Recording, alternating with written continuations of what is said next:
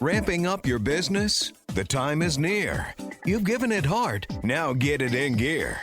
It's Passage to Profit with Richard and Elizabeth Gearhart. I'm Richard Gearhart, founder of Gearhart Law, a full-service intellectual property law firm specializing in patents, trademarks, and copyrights. And I'm Elizabeth Gearhart, not an attorney, but I do marketing for Gearhart Law, and I am the founder of Gear Media Studios, a full-service podcast studio. Welcome to Passage to Profit, the road to entrepreneurship, where we talk with celebrities and entrepreneurs about their stories in the business world. We're going to start with Dr. Jen Rafferty. Her website is empowerededucator.com, and she is going to talk about what she is doing with education. So welcome, Jen. Give us an overview of what you're doing. Sure. So Empowered Educator provides unparalleled training for all of the adults in schools about emotional intelligence. So similarly to what Kenny was talking about, we realized that teacher burnout isn't anything new. It was highlighted during COVID and could no longer be ignored. And frankly, it's been getting worse since.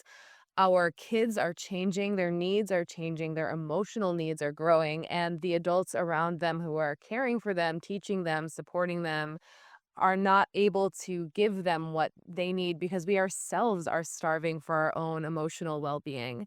And so when we go in there and we train teachers on self-awareness, self-regulation, social awareness, and relationship management, among other things, high-level mindset work, they're able to show up as their best selves for their students and the communities that they serve. Boy, I know that as a parent, right? If you don't get a good night's rest as a parent, it's really hard to put up with those kids the next day.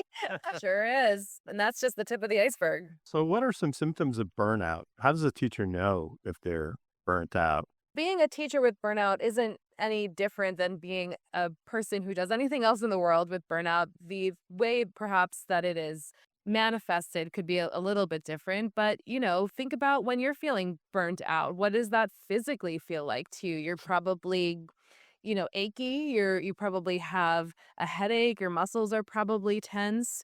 And that means you're probably not eating very well. You might be scrolling on social media for a lot longer, or zoning out on Netflix or some other streaming platform.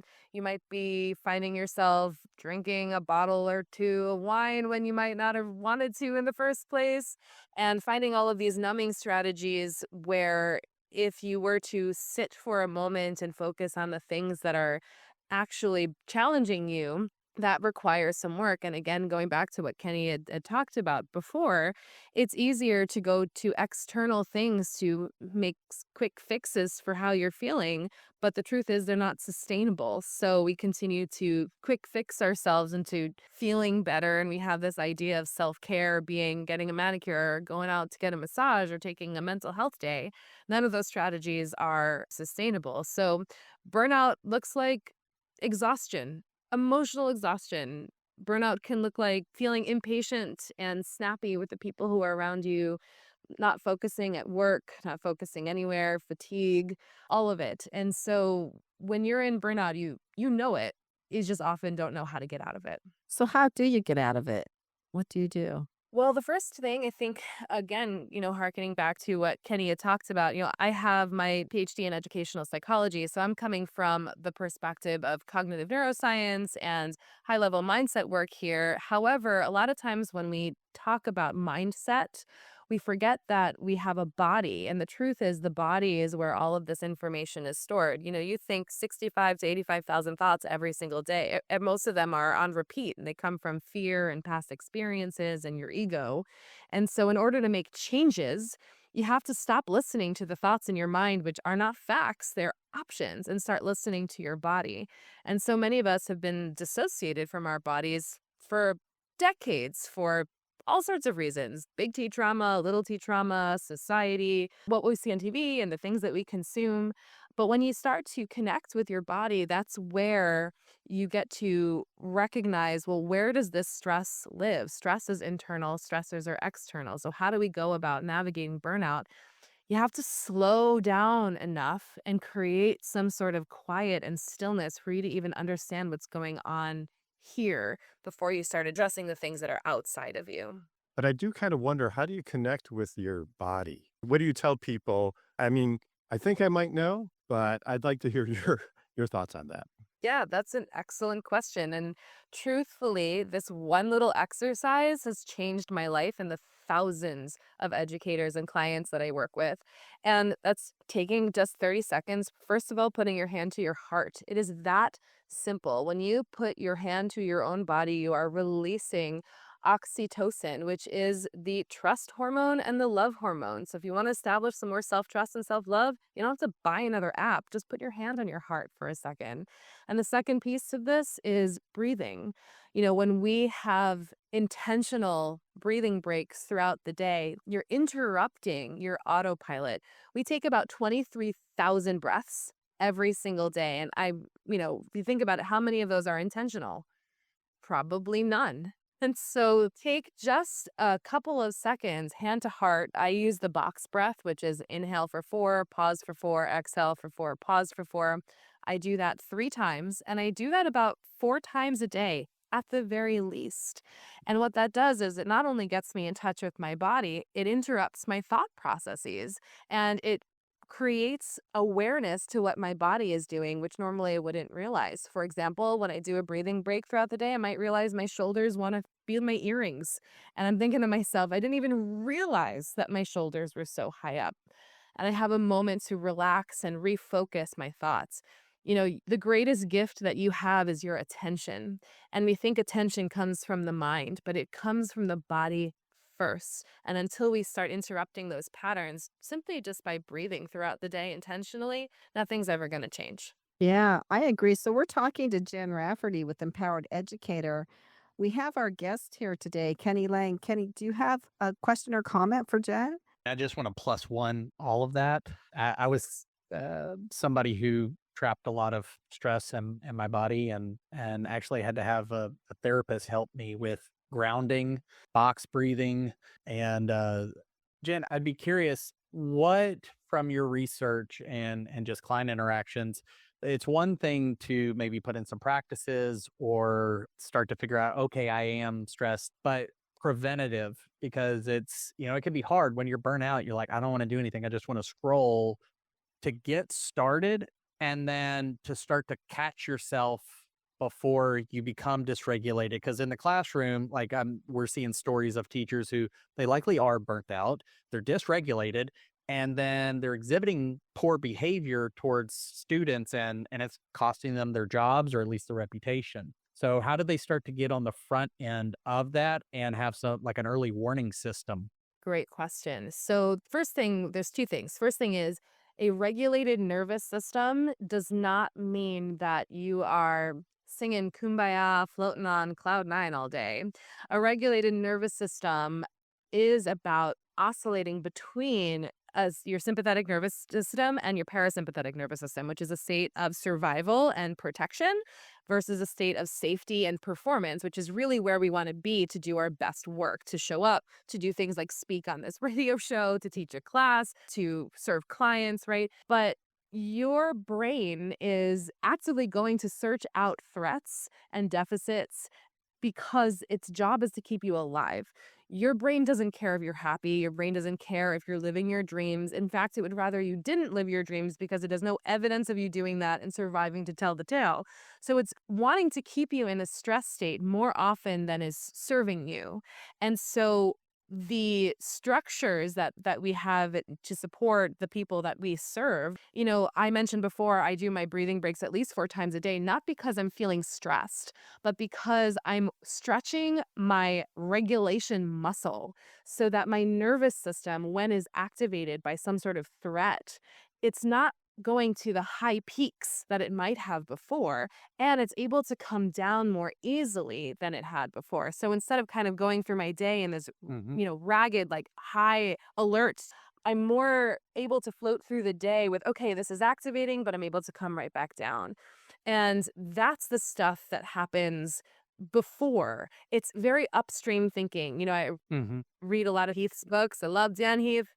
He talks about that upstream thinking of business, of strategy. Well, I think about that in terms of nervous system regulation as well. Mm-hmm. So, Jen, what is your business model? Are you coaching individuals? Are you giving presentations to groups? How are you spreading the word on this? There are a few things that we're doing. We have a multi way of getting our content right now. A lot of it is done online. We have 2 self-paced classes called Thrive. And once clients move through those self-paced classes, we have 2 online live experiences where people can get the replays if they want to.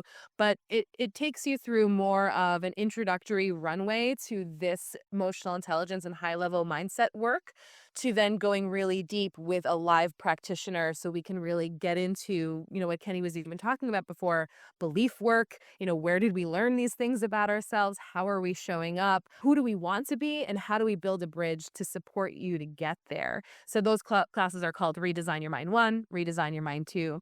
And then in the meantime, we have programs for parents, which are very similar, leadership, which is very similar. And then I go out, I do a lot of keynote speaking, and I'm able to do events like this and interviews like this too. And I also have a book coming out next year with Penguin Random House. So there's a lot of different ways to get to this content and how we can serve our clients.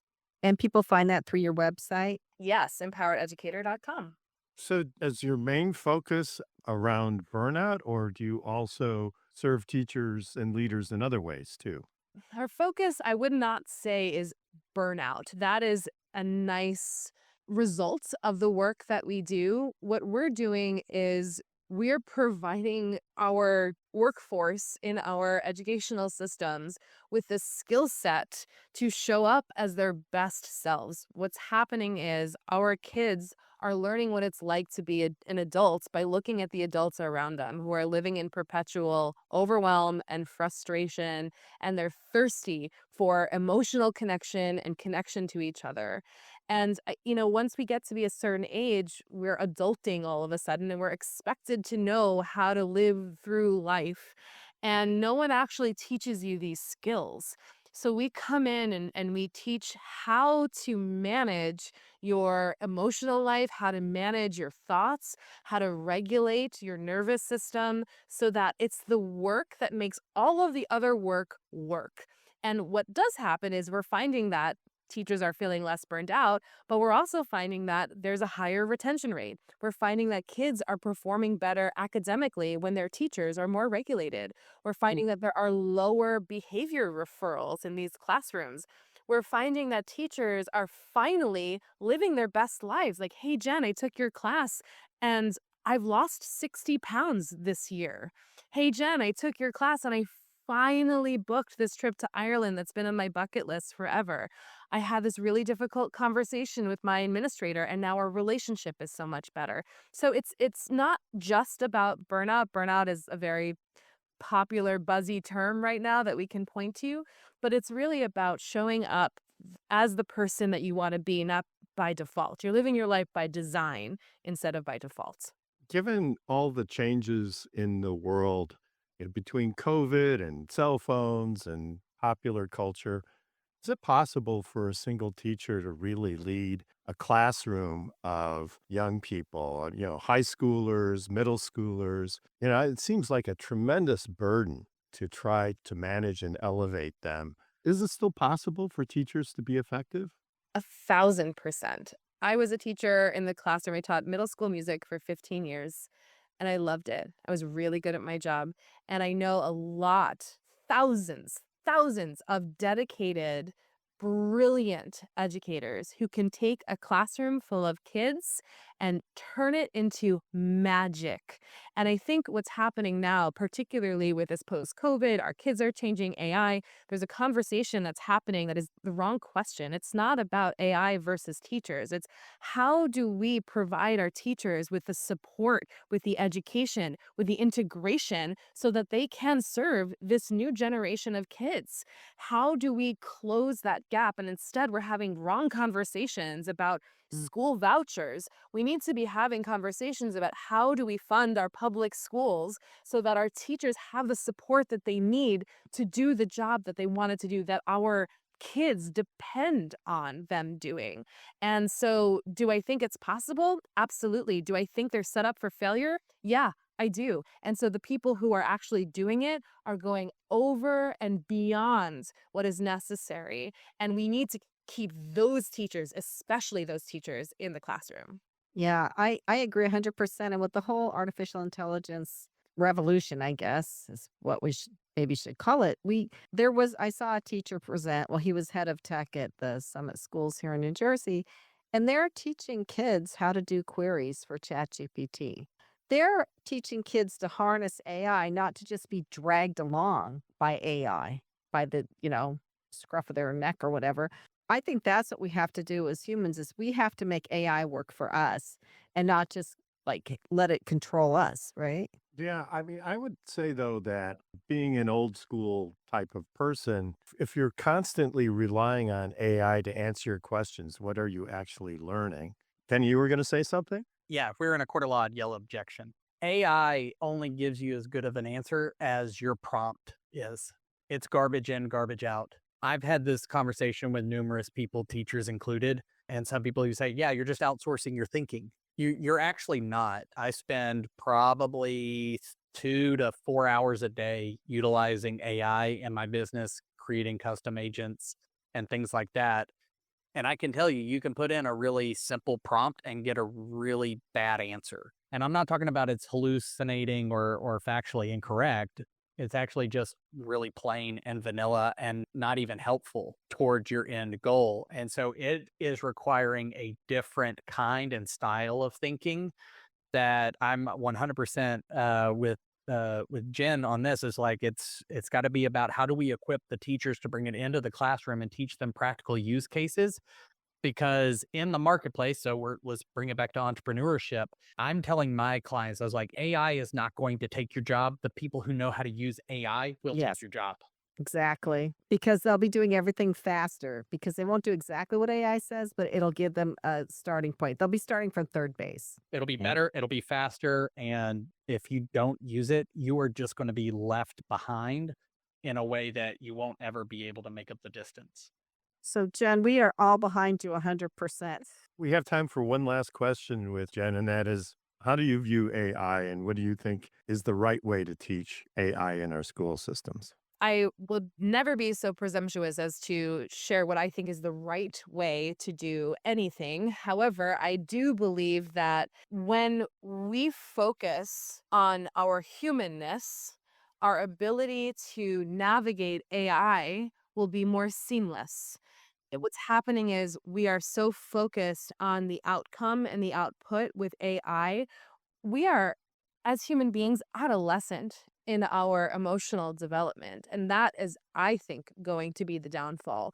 Because until you have the emotional skills to support the use of AI, the gap is going to continue to get bigger and bigger and bigger. And so while I can speak to AI use and how we see this manifesting in schools and in our world, my expertise is really over here in EI so that we can support all of the new technologies that are coming out. Yeah, I'm glad you're doing that. This has been really interesting. What is your website? EmpoweredEducator.com. Thank you very much. Passage to Profit is a nationally syndicated radio show appearing in 38 markets across the United States. In addition, Passage to Profit has also been recently selected by FeedSpot Podcasters Database as a top 10 entrepreneur interview podcast. Thank you to the P2P team, our producer Noah Fleischman, and our program coordinator Alicia Morrissey, our studio assistant Risikat Busari, and our social media powerhouse Carolina Tabares. Look for our podcast tomorrow anywhere you get your podcasts. Our podcast is ranked in the top 3% globally. You can also find us on Facebook, Instagram, X, and on our YouTube channel. And remember, while the information on this program is believed to be correct, never take a legal step without checking with your legal professional first. Gearhart Law is here for your patent, trademark, and copyright needs. You can find us at gearhartlaw.com and contact us for a free consultation. Take care, everybody. Thanks for listening, and we'll be back next week.